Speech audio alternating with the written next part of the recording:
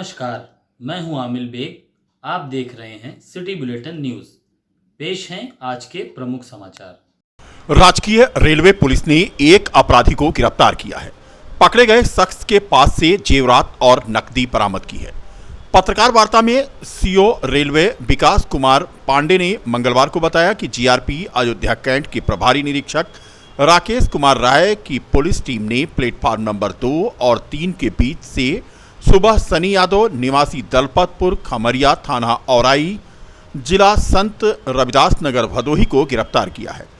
इसके पास से पुलिस ने चोरी के 2 मामलों से जुड़े सोने की एक चैन, एक झुमका, एक अंगूठी टूटी हुई तथा चांदी की एक जोड़ी पायल और 2730 रुपए नगद बरामद किया है।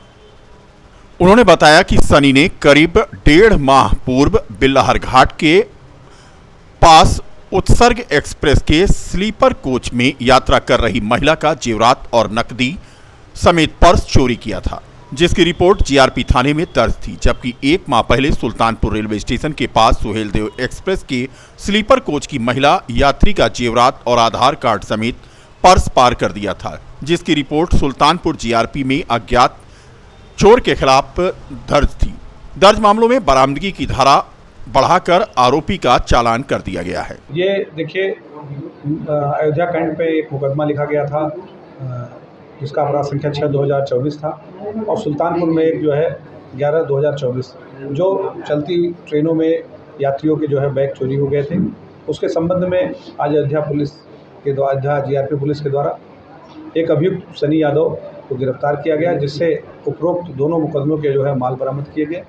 जो उसके कब्जे से जो माल मिला उसमें सोने की चैन, अंगूठी, पायल और नकदी प्राप्त हुई है।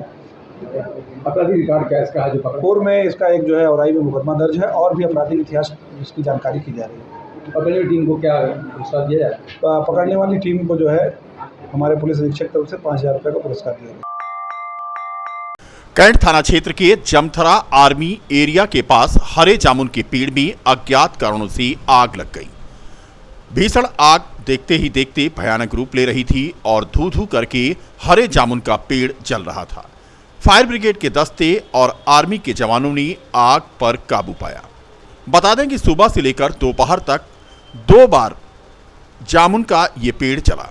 एक बार फायर ब्रिगेड के जवानों ने आग बुझा दिया तो दोबारा फिर पेड़ में आग लग गई। फायर ब्रिगेड के 2 दस्तों ने आग पर काबू पाया।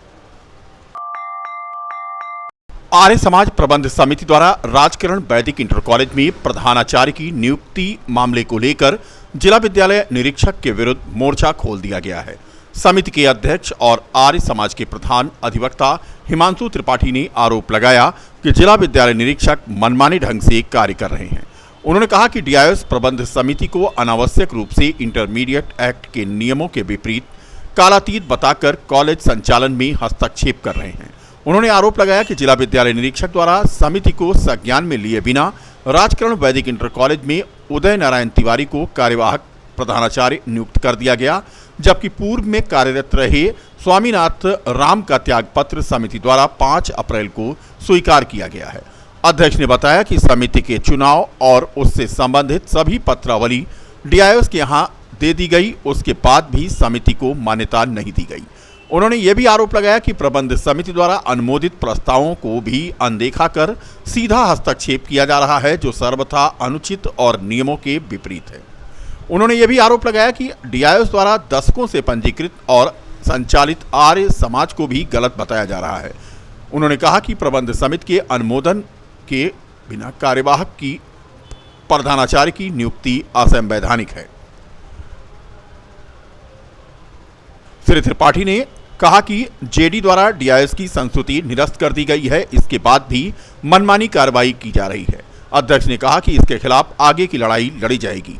जिला विद्यालय निरीक्षक डॉक्टर राजेश कुमार आर्य का कहना है कि आरोप निराधार है, नियमों के तहत नियुक्ति की गई है। ये आर्य समाज संस्था से द्वारा संचालित दोनों विद्यालय राजकिरण वैदिक इंटर कॉलेज और माता प्रसाद त्रिपाठी आर्य समाज संस्था द्वारा संचालित होता है, जिसका चुनाव गत वर्ष 1/1/2023 को संपन्न हुआ था।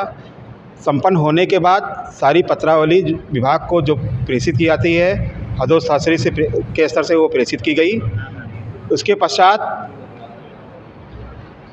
हस्ताक्षरी के स्तर से उसमें उस पे हस्ताक्षर प्रमाणन के संबंध में पैरवी किया जाता रहा।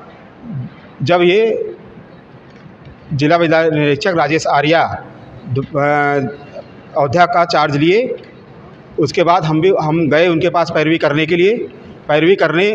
जब पैरवी करने गए तो इन्होंने स्पष्ट रूप से कहा कि आपकी संस्था अवैध है और कालातीत है। आप और धमकी इसी के आधार पे हमको धमकी देना शुरू किए। 10 लाख रुपए की मांग की। पहले 10 लाख रुपए की मांग की, जब हमने मना कर दिया तब क्या कहते हैं इस तरह का आरोप लगाना शुरू कर दिया हमारे ऊपर। और जबकि हमारा कागज़ पूरी तरीके से वैध और क्या कहते हैं सही है, जिसके आधार पे इनका अनधिकृत आदेश जो सिंगल ऑपरेशन का और प्राधिकृत नियंत्रक नियुक्त किए जाने की संस्तुति जिला विद्यालय निरीक्षक अयोध्या राजेश आर्या के द्वारा किया गया था, जिसको संयुक्त शिक्षा निदेशक माध्यमिक अयोध्या मंडल अयोध्या द्वारा अभी मार्च में 7 मार्च को औचित्यहीन और आधारहीन करार दिया गया है। इसके पश्चात जब ये आदेश हो गया तो इस आदेश से क्षुब्ध होकर के चिढ़ करके ये पुनः क्या कहते हैं प्रबंध समिति के अधिकारों और कर्तव्यों का हनन करते हुए अनधिकृत रूप से कार्यवाहक प्रधानाचार्य की नियुक्ति विद्यालय में 4थे नंबर पे नियुक्त उदय नारायण तिवारी की कर दी, जो पूरी तरीके से अवैध है और वो असंवैधानिक और अनियमित है। ये इंटरमीडिएट एक्ट प्रावधानों और माध्यमिक शिक्षा सेवा चयन के आयोग नियमावली के बिल्कुल विरुद्ध है। कांग्रेस पार्टी के प्रदेश उपाध्यक्ष आलोक प्रसाद तथा महासचिव मनोज कुमार गौतम ने कांग्रेस कार्यालय कमला नेहरू भवन पर आज पत्रकारों से बात करते हुए कांग्रेस पार्टी का घोषणा पत्र जारी किया। उन्होंने कहा कि कांग्रेस पार्टी का घोषणा पत्र उसका न्याय पत्र है। हम 5 न्याय और 25 गारंटियों से इस देश की बदहाल तस्वीर बदलने का प्रयास करेंगे। दोनों ही नेताओं ने कहा कि भाजपा की उत्तर प्रदेश और केंद्र सरकार ने देश और प्रदेश के सामाजिक, राजनीतिक, आर्थिक तथा संवैधानिक ताने बाने को तहस नहस कर दिया है। किसानों को आमदनी से, युवाओं को रोजगार से और महिलाओं को सुरक्षा के भाव से और समाज के अंतिम व्यक्ति को समृद्ध बनने से वंचित किया है। मुट्ठी भर लोगों को बेपनाह दौलत दी गई और देश के वंचित वर्ग को अन्याय और अत्याचार की दलदल में धकेल दिया गया। जिला प्रवक्ता सुनील कृष्ण गौतम ने बताया कि कांग्रेस पार्टी ने अपने घोषणा पत्र को न्याय पत्र नाम दिया है, क्योंकि यह न्याय और 25 गारंटी के विषय के आसपास घूमता है।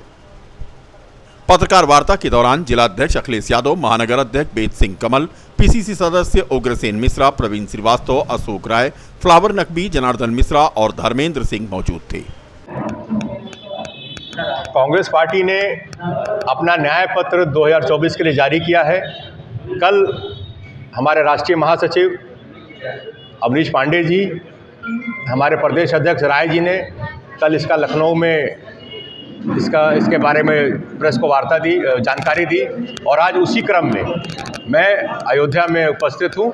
उस न्याय पत्र को आपके बीच में लेके आया हूँ, जनता के बीच में लेके आया हूँ, जिसके 5 गारंटियाँ, 5 मुद्दे, हमारे 5 न्याय के मुद्दे हैं, जिसमें आर्थिक न्याय है, महिला न्याय है, युवाओं का न्याय है, किसानों का न्याय है, और 25 गारंटियों के साथ हम लोग अपना न्याय पत्र लेके आपके बीच में उपस्थित हुए। देखिए, बीजेपी तो एक ऐसी वॉशिंग मशीन है जिसमें सारे भ्रष्ट चले जाते हैं तो धुल के साफ हो जाते हैं। मैं किसी का नाम नहीं लूँगा कि व्यक्तिगत टिप्पणी बड़ी ओछी बात होती है, लेकिन अगर आप उठाएंगे, इतिहास उठाएंगे, तो जितने भी करप्शन में पकड़े गए हैं वो बीजेपी में ज्वाइन कर चुके हैं। उनके खिलाफ ईडी तमाम मामले खत्म कर दिए गए हैं और आज बीजेपी के शीर्ष पदों पर बैठे हुए हैं वो। चैत नवरात्रि के पहले दिन राम मंदिर में आज कलश स्थापना की गई। चौकी के चांदी पर स्थापित किया गया कलश। नवरात्रि के 9 दिनों तक राम के दरबार में दुर्गा सप्तशती का पाठ होगा। प्रभु राम के साथ समस्त देवी देवताओं का विधि विधान से पूजा अर्चना करके आराधना की जाएगी और 56 व्यंजनों का प्रभु श्री राम को भोग लगाया जाएगा। नवरात्रि के पहले दिन सोने और चांदी से निर्मित वस्त्र धारण किए हैं प्रभु श्री राम। लाखों की संख्या में नवरात्रि के पहले दिन भक्त दर्शन कर रहे हैं और भव्यता के साथ 17 अप्रैल को यहां रामनवमी मनाई जाएगी। चैत्र नवरात्रि के पहले दिन आज देवी मंदिरों में दर्शन पूजन का दौर सुबह कपाट खुलते ही शुरू हुआ तो देर शाम तक जारी रहा। भगवान श्री राम की कुलदेवी मां बड़ी देवकाली और मां सीता की कुलदेवी छोटी देवकाली के अलावा गणेश नगर मकबरा में स्थित माता शीतला धाम में सुबह से ही श्रद्धालुओं की भीड़ उमड़ी और दर्शन पूजन पहले दिन होता रहा। नवरात्रि के पहले दिन मां शैलपुत्री के स्वरूप की आराधना की जा रही है। सिद्धपीठ बड़ी देवकाली मंदिर पर सुरक्षा के जहां व्यापक इंतजाम किए गए हैं, वहीं अन्य मंदिरों में सुरक्षा बहुत बेहतर नजर नहीं आई। 9 दिन तक माता के दरबार में विभिन्न धार्मिक अनुष्ठान किए जाएंगे। फिलहाल रामनगरी में आज हर तरफ माता रानी का जयकारा गूंजता दिखा। अयोध्या पहुंचे किसान नेता राकेश टिकैत ने कहा कि भाजपा के नारे 400 पार को अगर देखा जाए तो उन्हें चुनाव कराने की क्या जरूरत है, इनको रिन्यूअल कर लो, जनता पर छोड़ दो। भाजपा के राम मंदिर मुद्दे पर उन्होंने कहा कि राम मंदिर मुद्दा पहले था, अब नहीं है। किसान आंदोलन से भाजपा के नुकसान पर उन्होंने कहा कि भाजपा को कोई नुकसान नहीं होगा। आंदोलन से देश का किसान संगठित हुआ है, हर राज्य में वह अपनी बात कह रहा है। किसान मजदूर नौजवान अपनी बात कहते हैं तो सरकार उसे दबाने की कोशिश करती है। अरविंद केजरीवाल के जेल जाने पर उन्होंने कहा कि जेल में पॉलिटिकल आदमी की परीक्षा होती है, जो फाइनल परीक्षा बोर्ड होती है, और वह होती है जेल। जो आदमी जेल ना गया वो नेतागिरी कैसे करेगा। हम आए हैं, बिहार तक जाएंगे तो ऐसे लोगों से मिलेंगे, फसल की कटाई हो रही, क्या समस्या है, इलेक्शन का दौर चल रहा है, क्या क्या समाधान हो सकता है, तो ऐसे जाएंगे। भगवान श्री राम की नगरी में आए तो दर्शन करेंगे और फिर ऐसे ही आगे बिहार तक चले जाएंगे। जयंत चौधरी भाजपा में आ गए, मंडी आगे होंगे सब। किसान भाजपा में आ गया है, ऐसा नहीं है, किसी के उसमें नहीं है कि एक आदमी के ऊपर पूरा किसान है।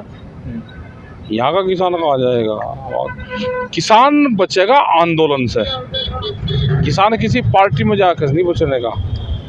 वो अपना वोट दे, उसको जहाँ देनी है, जहाँ उसकी आस्था है तो वोट देगा वो।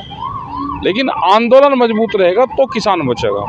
आंदोलन पर अपना ध्यान रखो, अपना वोट जरूर दे, नोटा नहीं दबाना। नाम नोटा वाले हैं, हम तो वोट देते हैं ठोक कर। और अपनी बात रखो, जो भी कैंडिडेट चुनाव में आ रहे तो उनसे क्वेश्चन जरूर पूछो। MSP के बारे में पूछो, रोजगार के बारे में पूछो, अग्निवीर पर पूछो, बिजली